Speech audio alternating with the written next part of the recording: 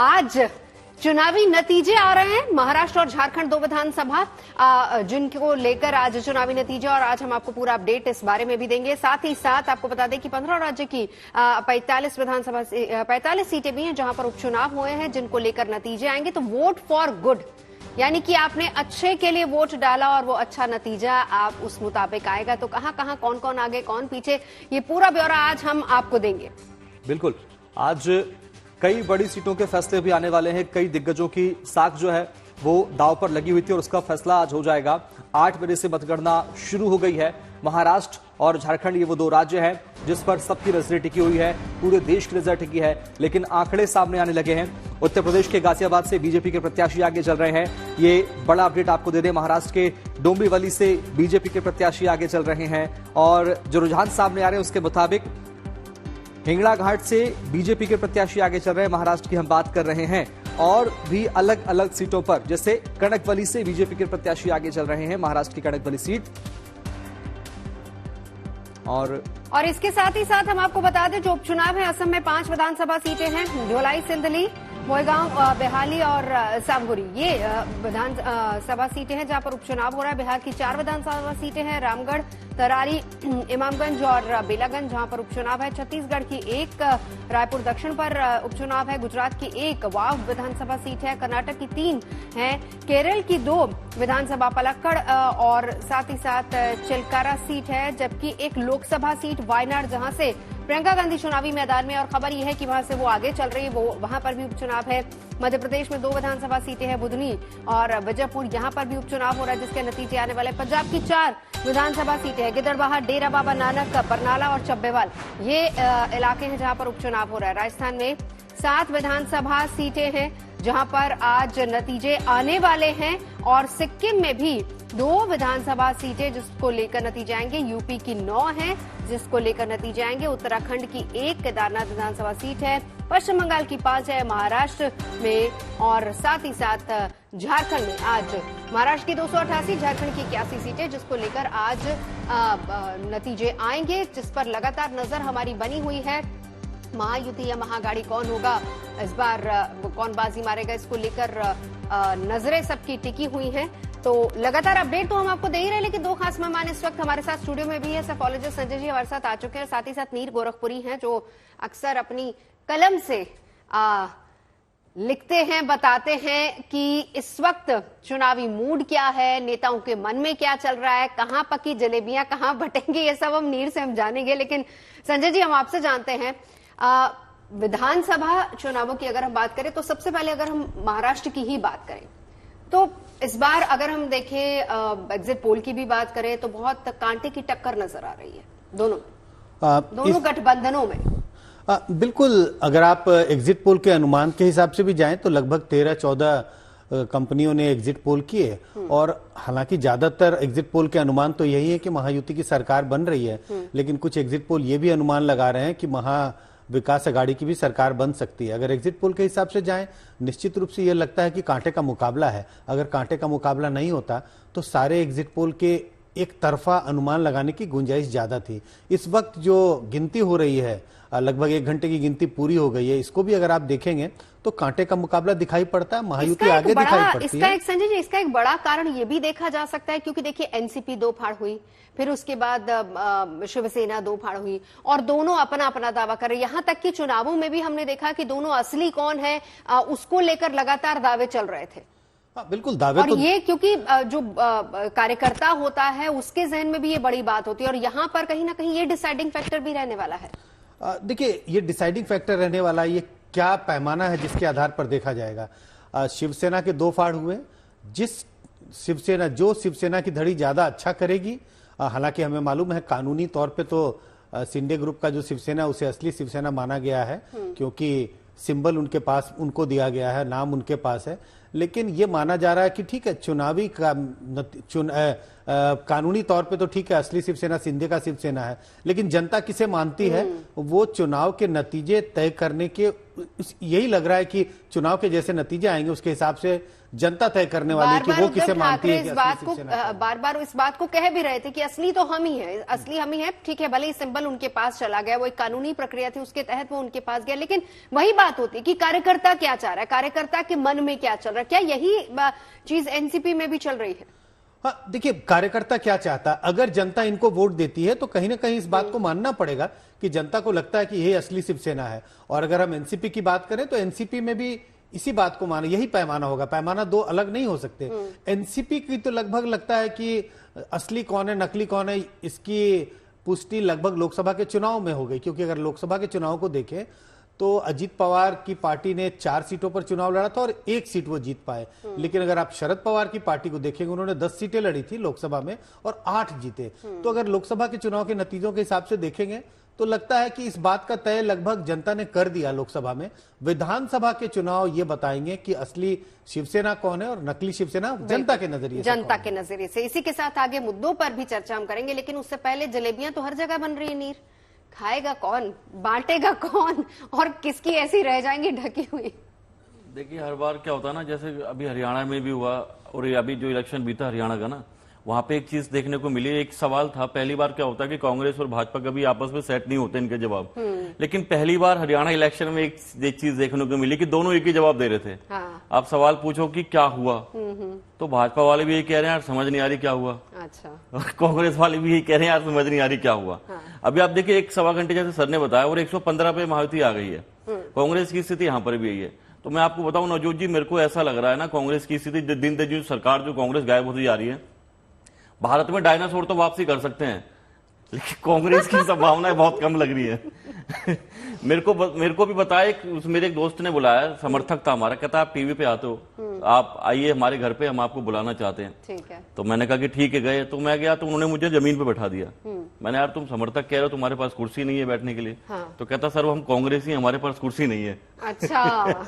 तो स्थिति ये चल रही है कांग्रेस की। अब इस पर क्या ही करें, देखिए अभी धीरे धीरे जैसे चीजें सामने आएंगी, लेकिन स्थिति अभी से साफ होती जा रही है, अभी क्लियर हो रही है, लेकिन हाँ। वही है ना कि लास्ट मोमेंट पे इंतजार तो हमें करना पड़ेगा। एक बार शुभम जरा बता दीजिए अपडेट क्या क्या है, कौन कौन कहां से आगे चल रहा है? कुछ सीटों पर जो आंकड़े अब तक सामने आए, रुझान सामने आए, उसके मुताबिक सबसे जो बड़ी और अहम सीट है, अगर चुनावों की सबसे पहले हम बात कर लें तो केरल की वायनाड सीट, प्रियंका गांधी जिस पर प्रत्याशी हैं वो आगे चल रही हैं। महाराष्ट्र नासिक की हम बात करें तो वहां सेंट्रल से बीजेपी आगे चल रही है। इसके अलावा बालापुर से शिवसेना उद्धव बाला साहब ठाकरे के प्रत्याशी आगे चल रहे हैं। बडनेरा से रवि राणा आगे चल रहे हैं, महाराष्ट्र की बडनेरा सीट। इसके अलावा महाराष्ट्र की कुछ सीटों के बाद यूपी की अलीगढ़ की बात करते हैं, यहां से बीजेपी आगे चल रही है।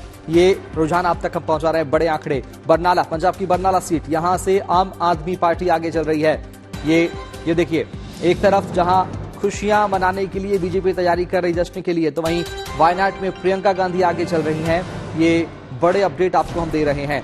इधर उत्तर प्रदेश की करहल से समाजवादी पार्टी आगे चल रही है। ये ताजा आंकड़े अब तक हम पहुंचा रहे हैं, ये उपचुनाव के आंकड़े हैं। महाराष्ट्र के विधानसभा सीट की बात करें इधर अकोला की, तो अकोला के अकोट से बीजेपी आगे चल रही है। तरारी से, बिहार के तरारी से बीजेपी आगे चल रही है। ये वो सीटें हैं जहां सबकी नजरें टिकी हुई हैं। यूपी की अलीगढ़ सीट, यहां बीजेपी आगे चल रही है। और बिल्कुल डेरा बाबा नानक से आम आदमी पार्टी की प्रत्याशी आगे। संजय जी, अब झारखंड पर भी आते हैं। देखिए, एक तरफ है एंटी इनकम्बेंसी, वहीं दूसरी तरफ देखिए बहुत बड़ा एक ट्राइबल फैक्टर वहां पे बहुत ज्यादा इंपॉर्टेंट है। उसके अलावा अगर हम देखें, जो गारंटीज लगातार यहां पर दी गई, जिस मैनिफेस्टो में इन लोगों ने गारंटियां अपनी दी हैं, अगर वीकनेस देखें तो ट्राइबल बेल्ट में उतनी पकड़ इंडिया गठबंधन की नहीं है जितनी जेएमएम की हम कह सकते हैं, हम कहें कि वो इंडिया ब्लॉक की हम कह सकते हैं। लेकिन यहां पर एंटी इनकम्बेंसी भी बहुत ज्यादा है। तो क्या यहां पर क्या लग रहा है टोटल 81 सीटों में? देखिए, ज्यादातर अगर आप एग्जिट पोल के अनुमान को जाएं, हालांकि एग्जिट पोल के अनुमान के आज तो चुनाव वोटों की गिनती हो रही है और उस अनुमान को भी हम देख सकते हैं, तो जेएमएम के खिलाफ थोड़ी एंटी इनकम्बेंसी थी और इस वक्त जो इनिशियल रुझान है वो भी बता रहा है कि जेएमएम कांग्रेस का गठबंधन अच्छा प्रदर्शन नहीं कर रहा है। सोरेन के अरेस्ट का कोई फायदा मिलेगा? नहीं, अगर फायदा मिला होता तो इस वक्त चुनाव शुरुआती रुझान में भी जेएमएम को आगे दिखना चाहिए था, जो वो हो नहीं रहा है। और मुझे लगता है कि चुनाव के नतीजे फाइनली जब रिजल्ट्स आएंगे तो वो कुछ ना कुछ इसी डायरेक्शन में जाएंगे। उनके अरेस्ट का कोई ज्यादा फायदा नहीं हुआ, क्योंकि बीजेपी ने उन पर हमला किया। जेएमएम पर हमला इस बात का किया कि इस सरकार में तमाम तरह के घोटाले हुए और खासकर कोयले घोटाले की बात हुई। तो आम मतदाताओं से अगर बात करें तो जब भ्रष्टाचार की बात होती है तो लोग उसे पसंद नहीं करते, भले उस मुद्दे पर वोट दे या नहीं दे, लेकिन भ्रष्टाचार के मुद्दे पर लोगों की नाराजगी होती है। और कहीं ना कहीं ये नाराजगी दिखाई पड़ रही है। जो इनिशियल अभी नतीजे आ रहे हैं उसके हिसाब से तो बहुत साफ है। 4 इन्होंने जो एक्स सीएम को अपने साथ, बाबूलाल मरांडी हो गए, अर्जुन मुंडा, चंपई सोरेन, मधु कोटा, इन तमाम लोगों को साथ रखते हुए कहीं ना कहीं ट्राइबल्स को भी अपने साथ लाने की कोशिश की, और उसी के साथ साथ मोदी फैक्टर। क्या हम ये कहें कि अगर इसमें एनडीए जीतता है तो ये एक बड़ा फैक्टर हो सकता है? अब बिल्कुल मोदी फैक्टर तो जरूर होगा, लेकिन मुझे लग रहा है राज्य के चुनाव में मोदी फैक्टर थोड़ा कम हावी होता है। नहीं, लेकिन वो ऐसा राज्य है सर, यहाँ पर ये एक ऐसा राज्य है जहाँ पर ट्राइबल वोट बैंक में उतना ज्यादा एनडीए की पकड़ नहीं है एज कंपैरेटिव टू अगर हम जेएमएम के करें। बिल्कुल, अगर हम ये कहें कि अगर सारे मतदाताओं का रुझान आपकी तरफ हो, किसी एक पार्टी की तरफ हो, तब तो उस पार्टी की बड़ी जीत होगी। लेकिन बीजेपी का पूरा गेम प्लान रहा है, आपने ठीक कहा, कई पुराने मुख्यमंत्रियों को जो खासकर आदिवासी समुदाय से आते हैं उनको अपनी ओर बीजेपी ने लाया, और कोशिश ये थी कि जो आदिवासी मतदाता है उसमें सेंधमारी की जाए, क्योंकि आदिवासी मतदाताओं का वोट एक मुश्त जेएमएम की तरफ जाता रहा है पिछले कई चुनाव को आप देखें तो। लेकिन बीजेपी का गेम प्लान पूरा यही था कि नॉन आदिवासी जो मतदाता हैं उनको अपनी ओर मोबिलाइज करें, और ये सब जो घुसपैठियों और ये सब जो नारे थे उसके सहारे बीजेपी ने कोशिश ही यही की, नॉन आदिवासी मतदाताओं को अपनी ओर लाएं, उनको मोबिलाइज करें।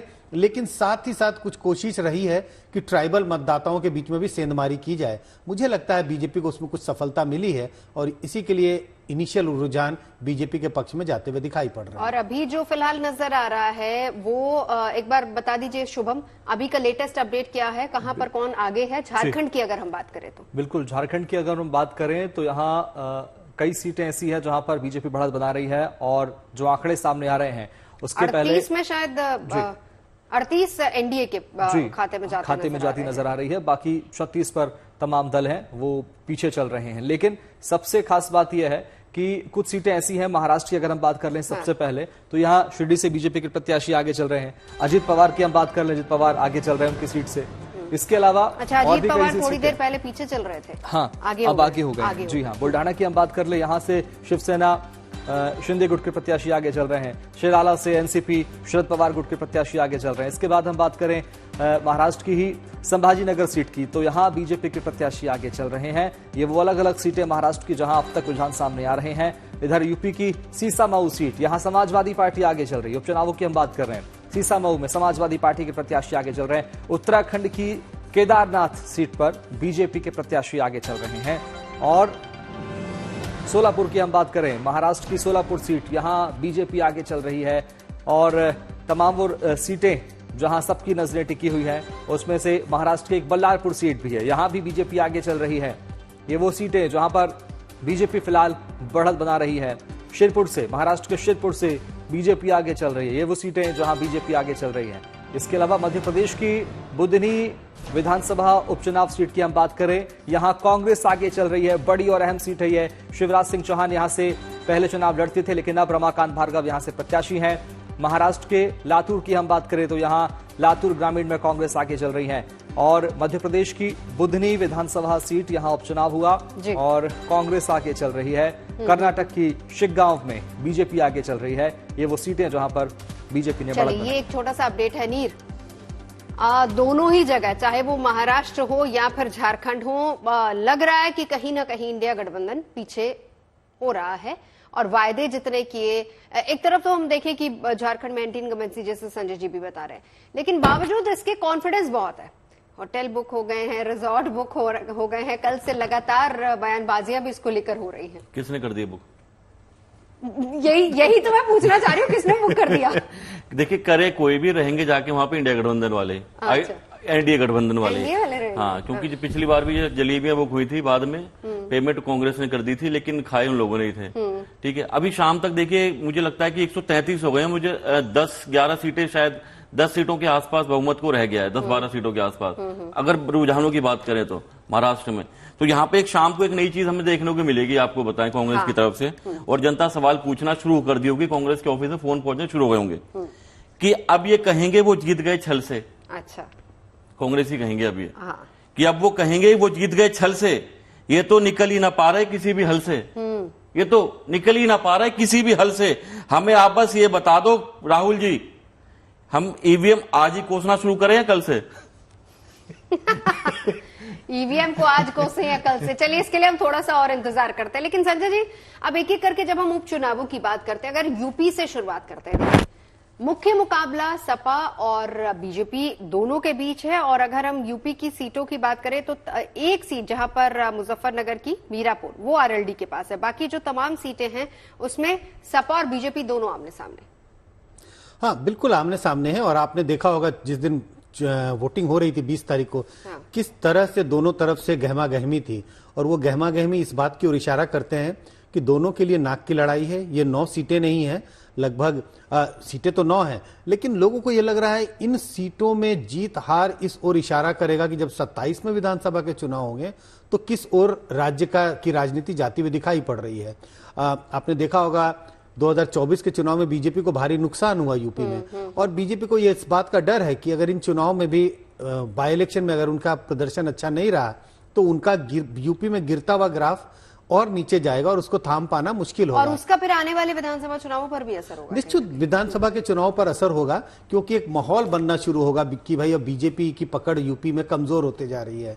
लेकिन अगर बीजेपी बहुत अच्छा करती है, मान लीजिए 9 में से 5, 6, 7 सीटें जीत जाती है, तो इस बात का वो प्रचार करेगी कि लोकसभा में समाजवादी पार्टी का अच्छा प्रदर्शन करना समझ लीजिए एक फ्लूक था, एक महज इत्तेफाक था, और हमारी पकड़ अभी भी राज्य की राजनीति में बनी हुई है। चार ही तो उनके खाते में, सपा के खाते में, बाकी आरएलडी और निषाद दोनों को लगा लिया जाए तो फिर तो वो एक्चुअली ये पूरा 4 और 5 का है, 4-5 वाला है। चलिए, संजय निरूपम क्या करे, एक बार वो सुनवा देते हैं आपको। यही एक लक्ष्य है कि महायुति की सरकार आए, हम जनहित में काम करें, सेवक और सेविका के रूप में, और देखें कि भारत एक विकसित भारत की तरफ और महाराष्ट्र एक प्रगतिशील रफ्तार से, जैसे 1.5 साल में हमने देखा है एकनाथ शिंदे, देवेंद्र फडणवीस, अजीत पवार को, और माननीय प्रधानमंत्री के इतने सारे लाभार्थी स्कीम्स हैं, तो लोगों ने विश्वास जताया है। मुझे लगता है कि मत जरूर मिलेंगे। लोगों को पता है कि मैं सच्चाई के साथ काम करना चाहती हूं, और जो काम प्रधानमंत्री और मुख्यमंत्री ने किया उसका लाभ फायदा जरूर है। लेकिन जनता जानती है कि जब 15 साल आपने एक नेता को मौका दिया, जहां एक क्लस्टर रीडेवलपमेंट नहीं, एक प्रोजेक्ट कंप्लीट नहीं, एक स्कूल नहीं, एक अस्पताल नहीं, बेसिक कम्युनिटीज नहीं, अब आज भी मैं आशीर्वाद लेकर के निकल रहा हूं, और मुझे पूरा विश्वास है कि सिद्धिविनायक जी के आशीर्वाद से मैं विजयी घोषित होऊंगा। और सिर्फ मैं नहीं, बल्कि मेरी तरह शिवसेना, भारतीय जनता पार्टी, राष्ट्रवादी कांग्रेस अजीत पवार जी के, और बाकी जो हमारे सहयोगी दल हैं, उन तमाम दलों के जो हमारे प्रत्याशी हैं, उम्मीदवार हैं, वो बड़े पैमाने पर जीतेंगे, और महायुति की सरकार पुनः महाराष्ट्र में हार आ रही है, ऐसा मेरा विश्वास है। चलिए, इसी के साथ साथ अगर राजस्थान की बात कर ले तो 7 सीटें हैं जहां पर उपचुनाव हो रहा है। संजय जी, यहां पर भी कांग्रेस बीजेपी, लेकिन उसी के साथ साथ ये मैक्सिमम सीटें जहां पर उपचुनाव है वहां पर कांग्रेस जीती है पिछली बार। निश्चित रूप से मुझे लग रहा है रामगढ़, दौसा, देवली, ये तमाम सीटें अभी कांग्रेस के पास हैं, और सलुम्बर जो उदयपुर वाली सीट है, और इसके अलावा 84 और खिवसर, ये बीएपी और आरएलपी। हाँ, मुझे लग रहा है कि अगर आप देखें कि राजस्थान की बात करें या दूसरे राज्यों की भी बात करें, राजस्थान ऐसा राज्य है जहां पर सीधा मुकाबला कांग्रेस और बीजेपी के बीच होता है। भले ही 2023 के जब विधानसभा के चुनाव में बीजेपी की सरकार बनी है, लेकिन कांग्रेस का प्रदर्शन उतना बुरा नहीं रहा है। कुछ सीटें ऐसी हैं जहां कांग्रेस अपना बचाव कर रही है, तो दोनों पार्टियों के लिए स्टेक्स हाई हैं। कांग्रेस कोशिश करेगी कि जिन सीटों पर उनके उम्मीदवार जीतते हुए थे वो उन सीटों को कम से कम रिटेन कर पाए, और जो सीटें बीजेपी के पास थी उनमें से भी अगर कुछ सीटें छीन सके, तो दोनों पार्टियां जोर लगा रही हैं। अब आज शाम तक ये पता चल जाएगा कि राजस्थान में किस पार्टी को कितनी सीटें मिली और किस पार्टी ने अपनी कितनी सीटें गंवाई। बिल्कुल, एक बार जरा अपडेट भी हम आपको दे देते हैं। शुभम, बताइए कहां पर क्या क्या नंबर्स पहुंचे हैं अभी तक? झारखंड की बरहेट सीट हेमंत सोरेन आगे चल रहे हैं, जामताड़ा से बीजेपी की सीता मुर्मू आगे चल रही हैं। पश्चिम बंगाल की हम जरा बात कर लेते हैं। पश्चिम बंगाल के ताल डांगरस से टीएमसी आगे चल रही है, ये एक बड़ा अपडेट आपको दे दें। इसके अलावा सिताई की बात करें, पश्चिम बंगाल की सिताई सीट से टीएमसी आगे चल रही है। ये वो सीटें जहां पश्चिम बंगाल में चुनाव हुए थे, और नेहाटी से भी टीएमसी के प्रत्याशी आगे चल रहे हैं, पश्चिम बंगाल के नेहाटी सीट। इसके बाद अगली सीट का अगर हम जिक्र करें मेदिनीपुर से टीएमसी आगे चल रही। पश्चिम बंगाल के मेदिनीपुर में टीएमसी ने बढ़त बनाई और फिलहाल आगे चल रही है। राजस्थान में बीजेपी 6 सीटों पर आगे चल, जैसा कि अभी आप जिक्र कर रहे थे, 6 सीटों पर बीजेपी आगे चल रही है। इसका सीधे तौर पर मतलब यही हुआ कि जो कांग्रेस का गड़ा उसमें भी कहीं ना कहीं सेंध लगाती नजर आ रही बीजेपी। संजय जी, जब चुनाव होते हैं तो पार्टियां एक दूसरे के गढ़ में सेंध मारने की तो कोशिश करती है। अब चुनाव के जब नतीजे शाम तक आएंगे तब पता चलेगा कि इस पार्टी को किसमें सफलता मिली है। फिलहाल में ही तो राजस्थान चुनाव हुआ है ना, तो उसके बाद फिर इसका मतलब ये माना जाए कि वाकई एंटी इनकम्बेंसी था। देखिए, बाई इलेक्शन जब होते हैं वो बहुत कम कंस्टिट्यूंसी में होते हैं, और बाई इलेक्शन के रिजल्ट ये नहीं बताते कि लोगों का रुझान राज्य सरकार के बारे में कैसा है, क्योंकि काफी लोकलाइज्ड इलेक्शन होता है। बाई इलेक्शन उस कंस्टिट्यूंसी के बारे में, उस कंस्टिट्यूंसी के उम्मीदवार के बारे में, उस कंस्टिट्यूंसी के क्या मुद्दे हैं, उन सब चीजों पर ज्यादा टिका होता है, न कि एक रेफरेंडम है कि वो राज्य सरकार के कामकाज की प्रशंसा कर रहे हैं या उसका विरोध कर रहे हैं। ठीक है, वहां पर प्रत्याशी ज्यादा इंपॉर्टेंट हो जाता है। प्रत्याशी ज्यादा इंपॉर्टेंट होते हैं। चलिए सर, अगर हम महाराष्ट्र विधानसभा चुनावों की भी बात करें, अभी तक हम ये चर्चा कर रहे थे कि ठीक है, इसके बाद कार्यकर्ता क्या चाहता है, उसके लिए कौन सी पार्टी अहम है, वो होगा, चाहे हम एनसीपी या फिर शिवसेना की बात करें। लेकिन जहां तक मुद्दों की बात है, कहीं ऐसा नहीं लगता कि इस वाले चुनाव में कहीं ना कहीं मुद्दे खो गए? सब पार्टियां आपस में, क्योंकि शिवसेना भी आपस में लड़ रही है और ऊपर से 2 ब्लॉक्स अलग है, महायुति है, साथ ही साथ महाअघाड़ी, दोनों ब्लॉक्स अलग है, लेकिन उसके बीच में भी आपस में ज्यादा लड़ाई, उसमें आम जनता के मुद्दे कहीं ना कहीं डिरेल हुए। देखिए, आम जनता के मुद्दे तो रहते हैं, लेकिन खो गए इस मायने में कि जो राजनीतिक पार्टियां चुनाव लड़ रही हैं, जो उम्मीदवार चुनाव लड़ रहे हैं, वो मुद्दों पर ध्यान न देकर आपस की लड़ाई और आपस की गठजोड़ कि कौन किसको कैसे पटकनी दे सकता है तो मुद्दों का सहारा नहीं लेते हैं और कोशिश करते हैं कि अगर आपको अपने प्रतिद्वंदी को हराना है तो उसके लिए जो भी मतलब गठजोड़ करना हो, जोड़ तोड़ करना हो, उस ओर उनका ध्यान चला जाता है। इस नजरिए से मुझे लगता है कि मुद्दे गौण नहीं होते, लेकिन दबके रह जाते हैं। नहीं तो इसका मैसेज फिर जाहिर सी बात है कि जनता इस चीज को देख रही है, और ये थ्रू आउट, अगर हम पिछले टेन्योर की अगर सर बात करें तो वहां पर भी थ्रू आउट जनता ने इस चीज को देखा है, समझा भी होगा। बिल्कुल, जनता इसको देख रही है, समझ रही है, लेकिन हमारी चुनावी पद्धति है क्या? पद्धति ऐसी है कि आपके सामने एक मेन्यू है, ये 6 लोग हैं या 8 लोग हैं या 12 हैं या 4 हैं, आपको इन्हीं में से एक को चुनना है। ये ऐसा नहीं है कि आप हमारी पद्धति ऐसी नहीं है कि अच्छा आप जिसको अच्छा चाहते हैं उसको चुन लें। अगर ऐसा मान लीजिए हाइपोथेटिकली ऐसा चुनाव हो, तब तो शायद राजनीतिक पार्टियां और उम्मीदवार उनको कमर कसनी पड़ेगी और उनको जो जनता के मुद्दे हैं उस पर ज्यादा ध्यान देना पड़ेगा। लेकिन यहाँ मेन्यू आपके पास है। आप किसी होटल में जब खाना खाने जाते हैं, आपको खाने का कुछ और मन है, आप चाहते हैं कि मैं इटालियन फूड खाऊं, लेकिन मेन्यू पर इटालियन फूड है नहीं, मेन्यू पर बिल्कुल देसी हिंदुस्तानी खाना है, तो आपको उसी में से खाना पड़ेगा। बिल्कुल। और इस बीच एक जो रुझान सामने आया, जरा वो आपको बता देते हैं। कुछ सीटों पर तस्वीरें साफ होती नजर आ रही है। फिलहाल जो बड़ा अपडेट सामने आया वो आया है महाराष्ट्र के करार दक्षिण से। यहां कांग्रेस के प्रत्याशी पीछे चल रहे हैं। ये एक बड़ा अपडेट, एक बड़ा झटका कांग्रेस के लिए। इधर झारखंड के सिमडेगा से बीजेपी आगे चल रही है। ये भी एक बड़ी जानकारी आपको दे दें। देश के कई राज्यों में, देखिए यूपी के कानपुर की हम बात करें, कानपुर से बीजेपी आगे चल रही है, ये भी एक बड़ी जानकारी। इसके अलावा अगली सीट है यूपी के फूलपुर में समाजवादी पार्टी आगे चल रही है। और तो यूपी के फूलपुर से उन्हीं का तो गढ़ है, अपने ही घर से। और यहाँ पर देखिए संजय जी, एक बात को हम नकार नहीं सकते हैं। आपने जब यूपी का पूरी पॉलिटिक्स को समझाने की कोशिश की और इसके इन नतीजों का आने वाले चुनाव पे असर होगा, लेकिन यहाँ पर एक चीज देखी जाएगी, जो विपक्ष है वो बहुत स्ट्रांग है। अखिलेश यादव बार बार हर बात पे कहीं ना कहीं इनको घेरने की कोशिश करते हैं। देखिए, विपक्ष स्ट्रांग है या नहीं है, इसकी तो पुष्टि अभी लोकसभा के चुनाव में हो चुकी है। लोकसभा के चुनाव में उन्होंने बीजेपी को जबरदस्त झटका दिया और सबसे बड़ी पार्टी बनके उभरे। निश्चित रूप से कह सकते हैं इस वक्त तो अखिलेश यादव की पार्टी यूपी में बहुत मजबूत दिखाई पड़ती है।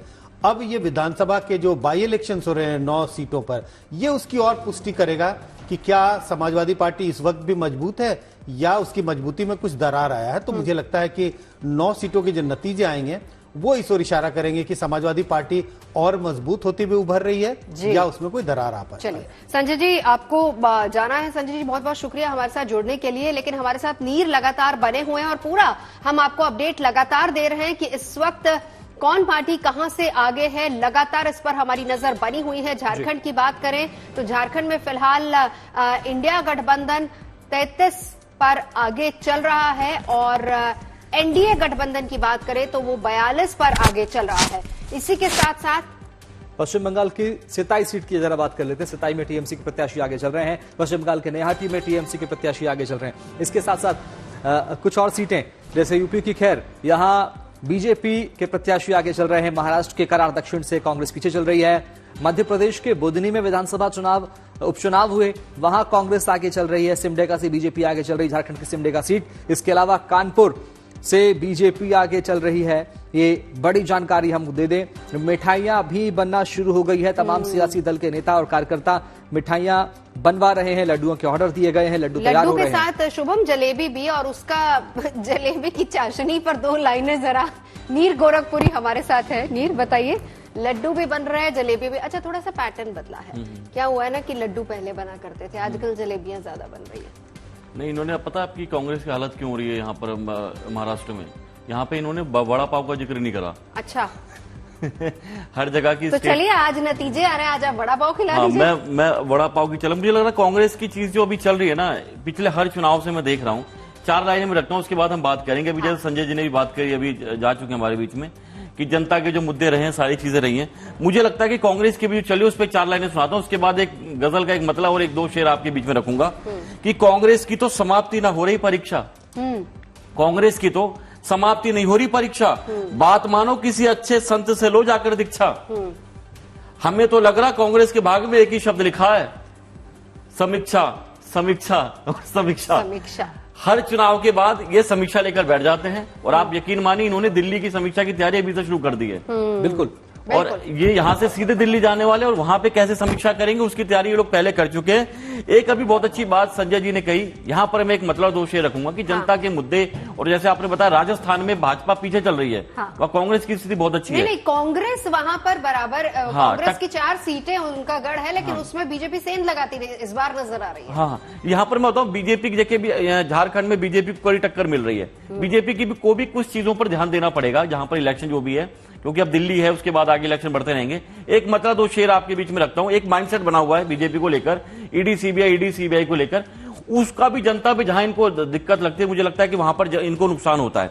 मैं एक आपके बीच में रखता हूं कि भला हो बुरा हो अदावत करेगी, भला हो बुरा हो अदावत करेगी, जो बोले तो ईडी हजामत करेगी, जो बोले तो ईडी हजामत करेगी, दिखावा छलावा लड़ाना मनाना, सियासत हमेशा सियासत करेगी, सियासत हमेशा सियासत करेगी। और ये नसीहत है बीजेपी के लिए कि शराफत, नफासत, इबादत अगर हो तो दुनिया तुम्हारी वकालत करेगी। क्या बात है, क्या तो भाजपा को इस चीजों पर ध्यान देना चाहिए कि अभी जो स्थितियां, जो एक माइंडसेट बना हुआ है कि जब कोई विपक्ष इनके पास नहीं आता है, ईडी सीबीआई भेज देते हैं, और इनके पास एक लॉन्ड्री मशीन है, वॉशिंग मशीन है, उसकी छवि से, क्योंकि दिल्ली में देखा गया है अभी खुद इलेक्शन होने वाले और उनका ट्रांसफॉर्मेशन इनके पास आ गया है।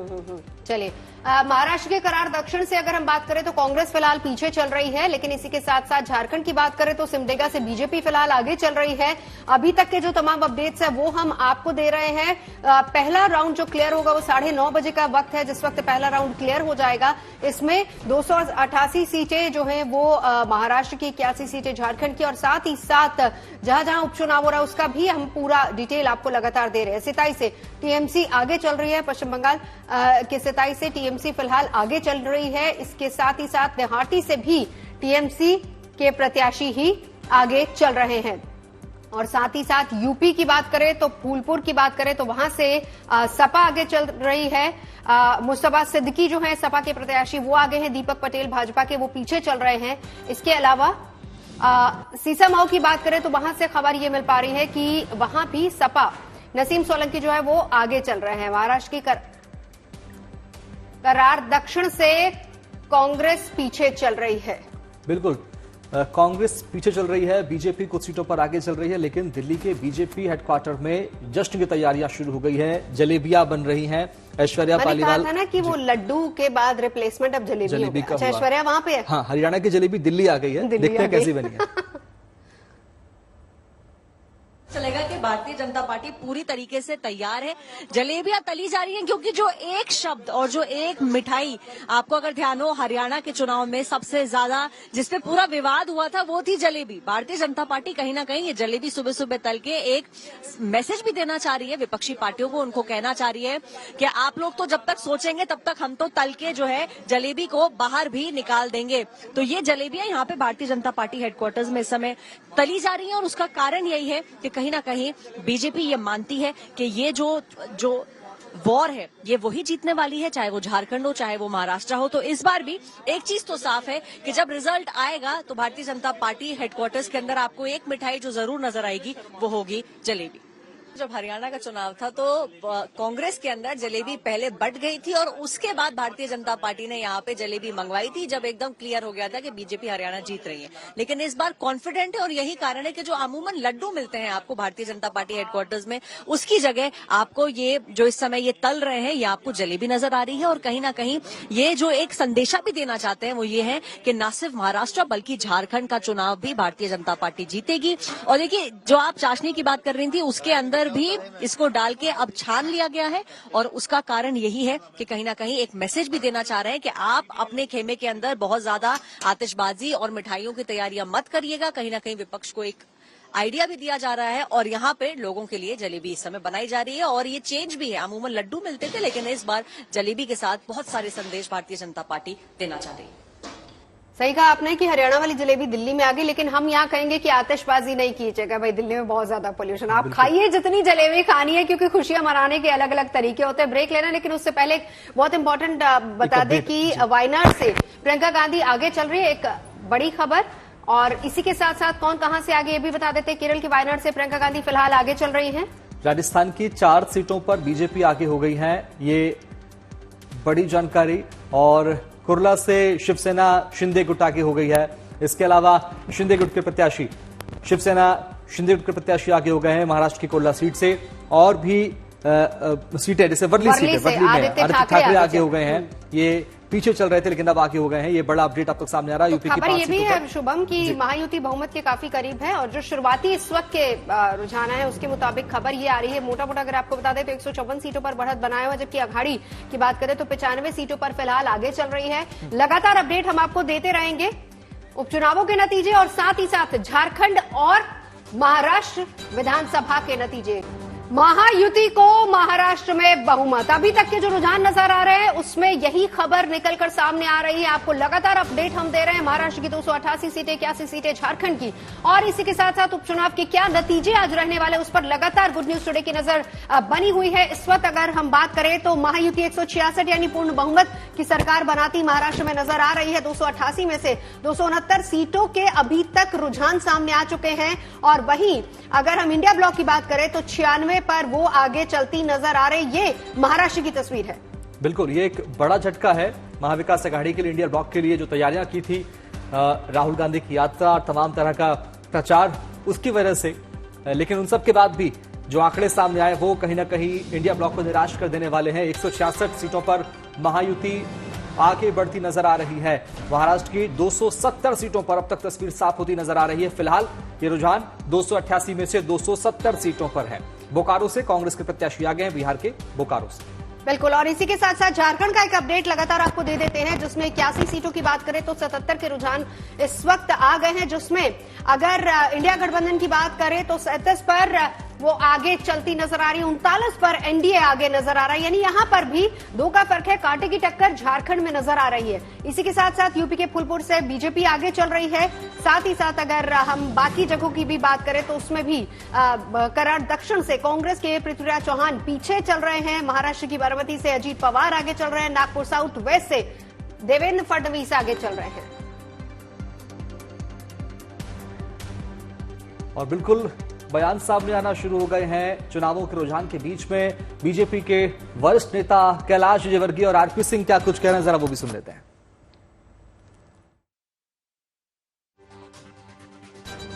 लोग जीतने वाले हैं और एक तरफा रिजल्ट आने वाले। लोगों ने भरपूर आशीर्वाद हमको दोनों झारखंड और महाराष्ट्र में दिया है और लोग चाहते हैं कि दोनों में डबल इंजन की सरकार हो। सच ये है कि लोगों ने जो हमारी सरकार थी, जिस प्रकार से हम लोगों ने लाभकारी नीतियां वहां पे लागू करी, जिस प्रकार से हमने लाडली बहना लागू करी, उसके चलते हुए लोग हमको भरपूर आशीर्वाद देने लगे और खासकर बहनें और माताएं खूब आशीर्वाद देंगी। राहुल जी के कहने पे तो कोई गिरफ्तार होने जाएगा? या देश कानून से चलता है, कानून अपना काम करेगा। यदि उनको गिरफ्तारी की आवश्यकता पड़ेगी तो कौन रोक सकता है। और मोदी जी के यहाँ तो कभी किसी को सहूलियत भी नहीं दी है। जहाँ कोई फंसा की खत से उसको कानून के दायरे में अंदर किया। इसलिए ये सरकार कानून की सरकार है, संविधान की सरकार है, इसलिए कोई भी व्यक्ति इसमें बड़ा नहीं है।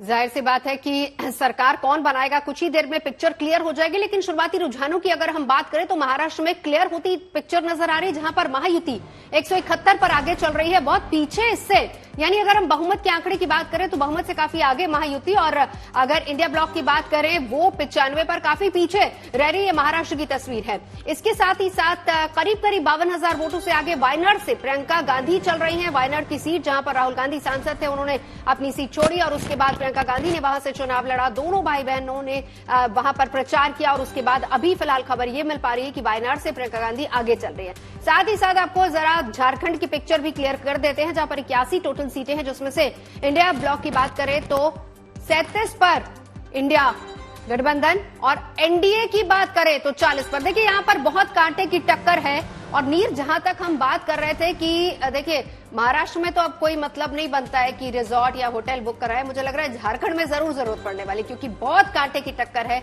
अभी तक के रुझानों में केवल 3 का डिफरेंस आ रहा है और अदर्स 1 है। तो यहां पर मुझे कहीं ना कहीं लग रहा है कि रिजॉर्ट होटल बुक कराने की जरूरत है। नहीं, यहाँ पर भी हो जाएगा, लगभग हो ही गया है। लगभग भाजपा को कोई दिक्कत नहीं है। मैं एक कविता आपके बीच में रखता हूँ, सीधे सीधे राजनीति के बीच में, और एक नसीहत भी है, क्योंकि कांग्रेस को मैं कहूंगा कि एक उनको नसीहत लेने की बहुत जरूरत है। हर बार चुनाव हो रहा है और देश चाहता है एक मजबूत विपक्ष, क्योंकि जब तक विपक्ष अगर लोकतंत्र में मजबूत नहीं है तो स्थितियां जो है ठीक नहीं हो पाती हैं। एक कविता कांग्रेस के लिए रखूंगा। इन्होंने जो भी काम यहाँ बीच में इन दिनों में किए चुनाव के बीच में, वो सफल होते नजर नहीं आए। और उसके बीच में कविता आप लोग देखिएगा क्या चल रहा है कि भारत जोड़ो यात्रा और मोहब्बत की दुकान, भारत जोड़ो यात्रा और मोहब्बत की दुकान उतनी देर भी न चली जितनी देर मुंह में पान, उतनी देर भी न चली जितनी देर मुंह में पान, आपसी विवादों से मोहब्बत की दुकान की रफ्तार मंद ना पड़ जाए। ब्रांचेस छोड़ो, ऐसा ना हो हेडक्वार्टर ही बंद हो जाए, ऐसा ना हो कि हेडक्वार्टर ही बंद हो जाए। जब देखो कभी प्लम्बर, कभी कुली, कभी किसान, तो कभी फलाने बन के तने हैं। कांग्रेसी भी बेचारे हर रोज, कांग्रेसी भी बेचारे हार जाते हैं इस बोल बोल के कि आप दुग्गल साहब क्या बने हैं। राहुल जी का समझ आ रहा, कभी कुछ बन जाता है, कभी वो भी बेचारे परेशान होते हैं दुग्गल साहब आज क्या बने हैं। ओपिनियन पोल देखते ही हर बार कांग्रेसियों को लगे कि भाजपा की ख्वाहिशें मसल दी। जब भी ओपिनियन पोल आता है तो कांग्रेस को लगता है यार अब की लग रहा मामला टक्कर का, हम जीत रहे हैं। लेकिन होता क्या है, ओपिनियन पोल देखते ही हर बार कांग्रेसियों को लगे कि भाजपा की ख्वाहिशें मसल दी, पर रिजल्ट देखते ही बोलने लगते हैं सारे एकदम। इन्होंने एकदम वक्त बदल दिए, जज्बात बदल दी, जिंदगी बदल दी। वक्त बदल दिए, जज्बात बदल दिए, जिंदगी बदल दी। हवा हवाई वादे छोड़ो, कोई जोरदार योजना चलाओ, कोई टॉफी वॉफी खाओ, दिमाग की बत्ती जलाओ। जनता का विश्वास जीतकर विजय होगी, बेवजह सर पीटने से नहीं, और सत्ता चुनाव जीतने से मिलेगी, ओपिनियन पोल जीतने से नहीं। ओपिनियन पोल जीतने से नहीं, क्या बात है, क्या बात है। जरा शुभम जल्दी से अपडेट दे देते हैं अभी का क्या है। जी बिल्कुल, बता दें आपको, शुरुआत करते हैं उपचुनावों से। उत्तर प्रदेश के उपचुनाव में बात करें फूलपुर सीट की, तो यहां बीजेपी के प्रत्याशी लगातार आगे चल रहे हैं। उसके अलावा 3 सीटें जहां पर समाजवादी पार्टी भी आगे चल रही है। लेकिन केरल की वायनाड सीट, जहां प्रियंका गांधी वाड्रा कांग्रेस की प्रत्याशी हैं, सबसे ज्यादा निगाहें इसी सीट पर टिकी हैं उपचुनावों की अगर हम बात करें तो। यहां प्रियंका आगे चल रही हैं। महाराष्ट्र के किन्नवट से बीजेपी के प्रत्याशी आगे चल रहे हैं। यूपी की खैर से बीजेपी आगे चल रही है। ये उपचुनावों की हम बात कर रहे हैं जहां परिणाम बहुत मायने रखते हैं। उत्तराखंड सुरेंद्र दिलेर हैं बीजेपी के, शुभम जो आगे चल रहे हैं। चारुकेन सपा की हैं जो पीछे चल रही है, खैर सीट की बात कर रहे हैं। बिल्कुल, तो प्रियंका गांधी जिनका भी आप जिक्र कर रहे थे, प्रियंका गांधी 68,000 वोटों से आगे चल रही हैं। हेमंत सोरेन आगे चल रहे हैं उनकी सीट से। इसके अलावा जामताड़ा से बीजेपी की सीता मुर्मू आगे चल रही हैं। पश्चिम बंगाल में 4 सीटों पर टीएमसी के प्रत्याशी आगे चल रहे हैं। महाराष्ट्र के किन्नवट से बीजेपी आगे चल रही है। और राजस्थान में कांग्रेस एक सीट पर आगे है, जबकि 4 सीटों पर बीजेपी सेंध लगा रही है, जैसा कि अभी आप जिक्र कर रहे थे। बिल्कुल, और कांग्रेस जो है, अगर हम पिछले चुनावों की बात करें, जहां जहां इस बार चुनाव हो रहा है, राजस्थान की बात करें तो 4 पिछली बार वो कांग्रेस के ही खाते में थी जी।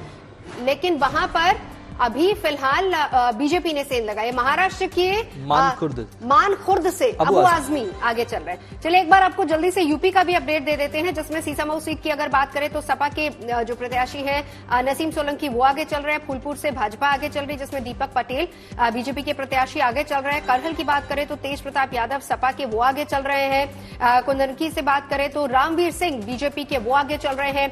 कटेरी की बात करें तो धर्मराज निषाद बीजेपी के ही है, वो भी आगे चल रहे हैं। मझवा से भी बीजेपी आगे है। मीरापुर से मिथिलेश पाल हैं, ये आरएलडी के हैं जो आगे चल रहे हैं। गाजियाबाद से बीजेपी के संजीव शर्मा आगे चल रहे हैं और खैर से सुरेंद्र दिलेर हैं बीजेपी के जो आगे चल रहे हैं। यहां पर बहुत कांटे की टक्कर बीजेपी दे रही है सपा को। और हालांकि जो आज अगर हम इसकी बात करें, जहां पर इस वक्त चुनाव हो रहा है, जितनी भी सीटें हैं यूपी में, वहां पर दोनों का इक्वल जीत थी। सपा और बीजेपी दोनों आमने सामने थे, लेकिन यहां पर कहीं ना कहीं बीजेपी बढ़त बनाती इन सीटों पर नजर आ रही है। बिल्कुल, बीजेपी के लिए प्रतिष्ठा का सवाल भी है उपचुनाव की 9 सीटें, क्योंकि जो लोकसभा चुनाव के परिणाम आए थे उसमें कहीं ना कहीं एक बड़ी टक्कर बीजेपी को दी थी तमाम दलों ने, समाजवादी पार्टी ने भी। लेकिन अब 9 में से 5 पर बीजेपी आगे हो गई है। कानपुर से जो बीजेपी के प्रत्याशी हैं सुरेश अवस्थी 39,000 वोटों से वो आगे चल रहे हैं, लीड उन्होंने बना ली है। गाजियाबाद से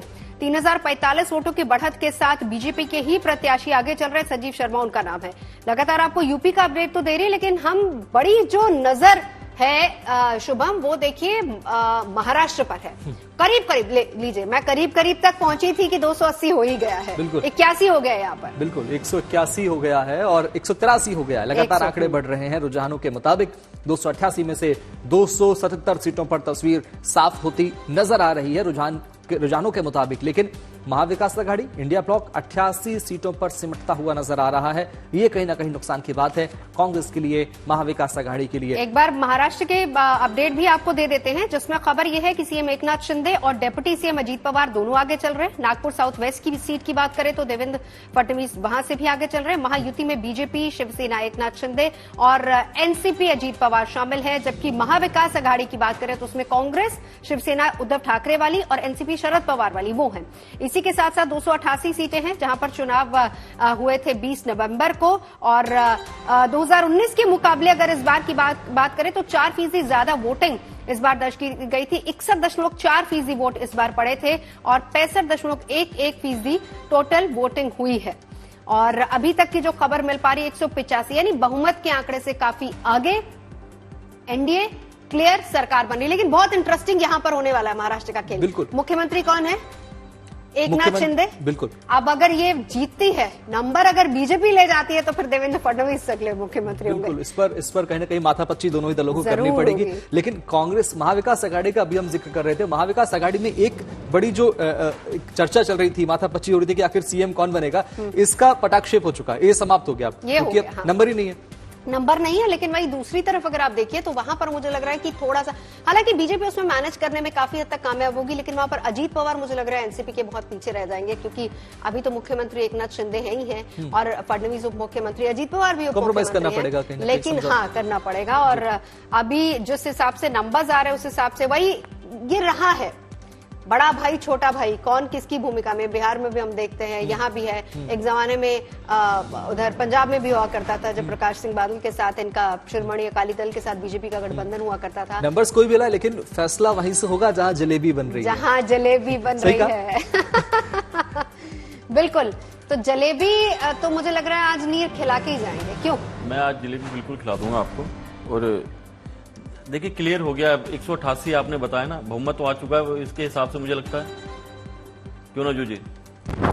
हाँ, काफी हद तक क्लियर है। देवेंद्र फडणवीस आगे चल रहे हैं। माहिम सीट की अगर बात करें तो राज ठाकरे के जो बेटे हैं अमित ठाकरे 110 वोटों से वो फिलहाल पीछे चल रहे हैं। शिवसेना यूबीटी के महेश सावंत यहां से आगे चल रहे हैं। नागपुर साउथ वेस्ट की बात करें तो देवेंद्र फडणवीस वहां से आगे, और काफी करीब क्या ऑलमोस्ट हम कहें कि पिक्चर थोड़ी काफी हद तक क्लियर है। 187 हो गया, 288 सीटें हैं देखिए, और इसमें 144 145 जो है वो बहुमत का आंकड़ा बनता है, बहुत आगे क्लियर मेजोरिटी है। लेकिन यहाँ पर देखने वाली बात ये होगी कि क्योंकि ये महायुति है, गठबंधन है, जिसमें बीजेपी है, उद्धव ठाकरे, साथ ही साथ शिवसेना है, एकनाथ शिंदे वाली, अजीत पवार वाली एनसीपी है, और तीनों में किसके नंबर्स कितने, क्योंकि उस हिसाब से ही फिर आगे किसको कौन सा पोर्टफोलियो और मुख्यमंत्री कौन बनेगा उस पर नजर हमारी रहेगी। बिल्कुल, लेकिन आंकड़े साफ हो रहे हैं धीरे धीरे। शाम तक तस्वीर बिल्कुल साफ हो जाएगी। हर तस्वीर, हर आंकड़े आपको दिखाएंगे। देखते रहिए।